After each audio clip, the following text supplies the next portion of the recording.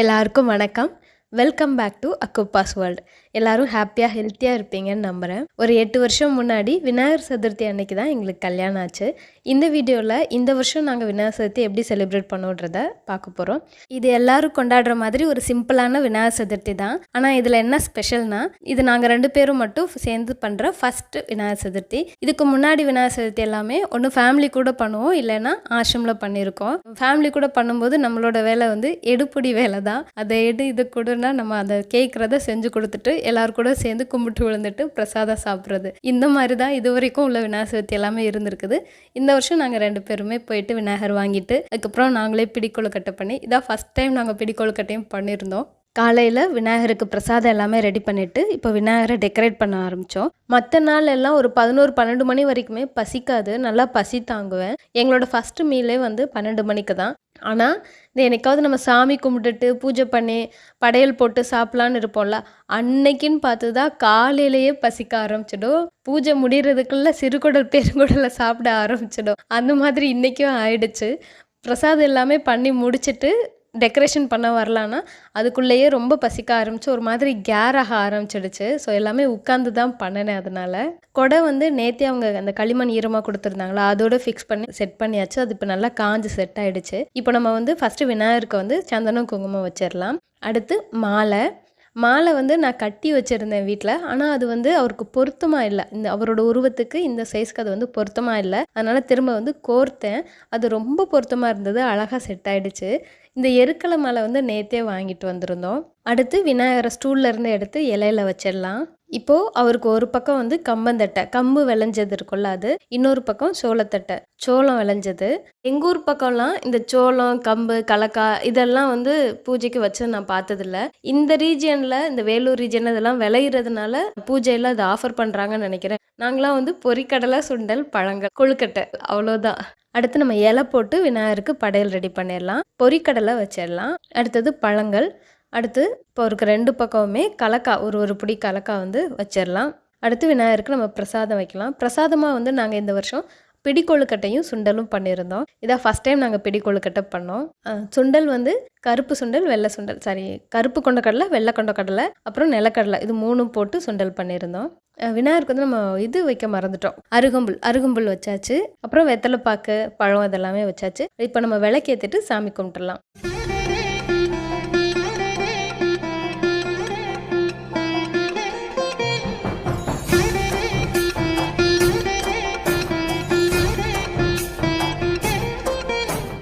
இப்போ ஃபேமிலியில் நாங்கள் மொத்தமாக எல்லோரும் சாமி கும்பிட்ற மாதிரி இருக்குன்னா, ஒருத்தர் வந்து கற்பூரம் போடுறதுக்கு நிற்பாங்க, ஒருத்தர் வந்து மணி அடிச்சிட்ருப்பாங்க. ஸோ மாற்றி மாற்றி இந்த டியூட்டியை பார்த்துப்போம். இப்போ நம்மளே பண்ணும்போது மணி அடிச்சுட்டு ஆர்த்தி காட்டும்போது 2 எனக்கு சிங்காகி வராது. ஆர்த்தியில் கவனம் இருந்ததுன்னா மணி அடிக்கிறது விட்டுருவேன், மணி அடிக்கிறதுல கவனம் இருந்ததுன்னா ஆர்த்தியை விட்டுருவேன். இந்த மாதிரி இருக்கும். நான் சின்ன வயசில் எங்கேயோ படிச்சிருக்கேன், லெஃப்ட் பிரெயின் ரைட்டு பிரெயின் ரெண்டுமே நல்லா ஷார்ப்பாக வேலை செய்கிறவங்களுக்கு தான் இது ரெண்டுமே நல்லா சிங்காகி அடிப்பாங்களாம். இந்த ஒரு சின்ன விஷயம் கூட நமக்கு இவ்வளோதான் மூளைன்றதை காட்டிடுது. ஒரு சிலர் தொடர்ந்து பண்ணுறவங்க வந்து பழக்கத்திலே அவங்க வந்து 2 கையிலையுமே நல்லா அடிப்பாங்க. நமக்கு பழக்கமும் இல்லை. விநாயகருக்கு 2வது நாளும் 3வது நாளும் பொரியும் பழமும் ஆஃபர் பண்ணோம். அடுத்து 3வது நாள் அவரை கரைக்கிறதுக்கு நம்ம வீட்டுக்கு பக்கத்தில் கிணறு எதுவும் இல்லை, ஒரு குளம் இருக்குது. ஆனால் அது ரொம்ப குப்பையாக இருக்கும், அதில் கரைக்கிறதுக்கு விருப்பம் இல்லை.